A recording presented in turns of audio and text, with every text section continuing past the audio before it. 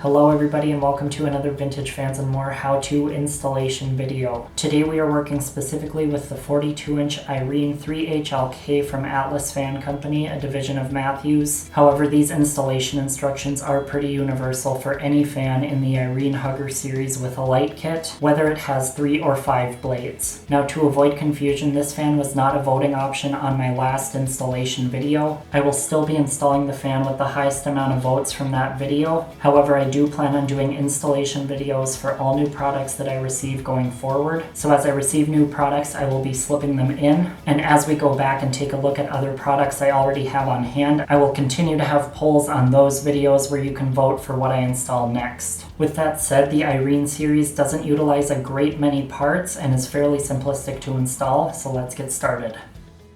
Before anything else, turn off power at the breaker or fuse. Open the box. I've already cut mine open, but if you're using a sharp instrument to open your box, be sure not to slice too deeply. As always, I like to remove all the contents from the box, laying them out to make sure everything is present and that nothing is damaged. Consult with the manual to make sure that all parts are present and that you have all the tools required.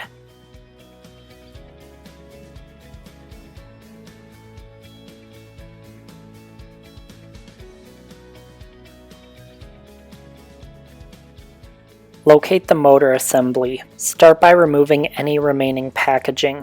Next, remove the 2 screws locking the mounting bracket in place and loosen the 2 screws securing the keyhole slots. 2 screws should remain partially threaded into the mounting bracket across from one another. Keep the 2 removed screws handy, do not lose them.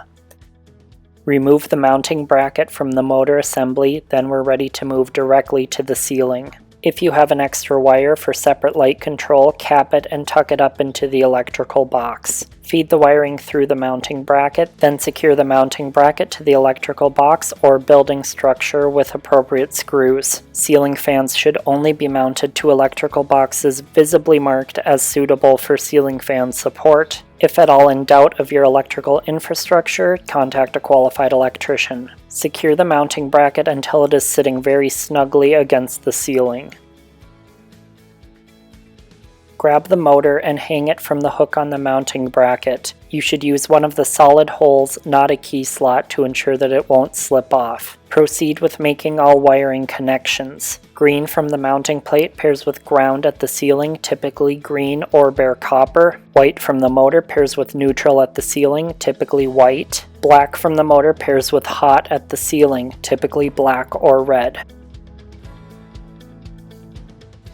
Please note that I am not using the additional safety cable for my installation. If you wish to utilize it, now would be the time to follow those instructions from the manual. Tuck the wiring and cable in so that they won't interfere with the mounting bracket. Then remove the motor from the hook, lift, and align the key slots with the screws. Be sure no wires are being pinched. If you're having trouble getting the motor to go on, rotate it 180 degrees and try again.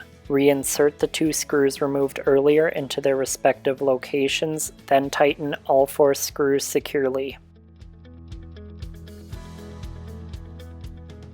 Locate the motor housing. Raise the housing on the motor, aligning the supports inside the housing with the studs on the motor. Twist the housing clockwise until snug. Locate all 3 blades, as well as the hardware bag. Prepare your screws by first putting on a locking washer, then following with a flat washer. This sequence is very important for proper blade mounting. Install the blades. In the motor hub are markings indicating which holes should be used for 5 and 3 blade installations respectively. Install each blade and tighten securely.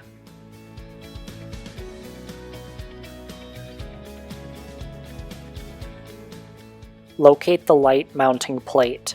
Remove 1 screw from the mounting on the bottom of the fan and loosen the other 2. It does not matter which screw you choose to remove. Lift the light mounting plate to the motor and insert the 2 screws onto the key slots. Replace the 3rd screw and tighten all 3 securely. Remove 1 screw from the mounting standoffs on the light kit plate and loosen the other 2. It does not matter which one you choose to remove. Locate the LED light assembly. Align the connectors and plug together. Push the connector and excess wire up into the recess above the light kit. Then align the screws and insert them into the keyholes on the LED assembly. Reinsert the third screw, then tighten all securely. Locate the glass shade assembly. Raise the shade, aligning the studs on the shade with the slots in the light kit. Rotate clockwise until snug. Alternately, if you opt not to install the light, return to the step before installing the LED assembly. The cap cannot be installed with the LED assembly in place. Locate the metal light cover. Raise the cover, aligning the studs in the cap with the notches in the light tray. Rotate clockwise until snug. If you're opting to use the handheld remote control, locate it now. The handheld and wall controls can be used in conjunction with one another. Also locate one of the included batteries. Remove the battery compartment door, insert the battery as indicated, then replace the compartment door. You can use the optional cradle to mount the remote at any location. If you're opting to use the in-wall control, locate it now. Again, the handheld control and wall control can each be used together or alone. At the wall box, if you have a wire for separate light control, cap it and tuck it into the box. Connect one wire from the control to the incoming hot. Connect the other to the switch leg that goes up to the fan. Connect the green wire from the switch to the ground at the box, typically green or bare copper. Tuck all the wiring into the box. Insert the switch, being careful not to pinch any wires, and secure with the 2 included screws. Locate the included battery. Remove the front access from the switch, being careful to not bend or break it. Insert the battery as indicated, then replace the front access panel, pressing it securely back in place. Install the included wall plate or any decorative plate of your choosing. Restore power to the circuit. Your fan should be factory paired to the controls and ready to operate.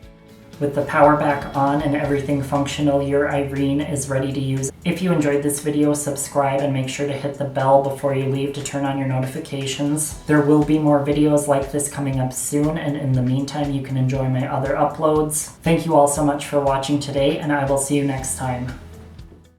Click left to see more of the Irene-3HLK, or click right to view my entire Matthews playlist.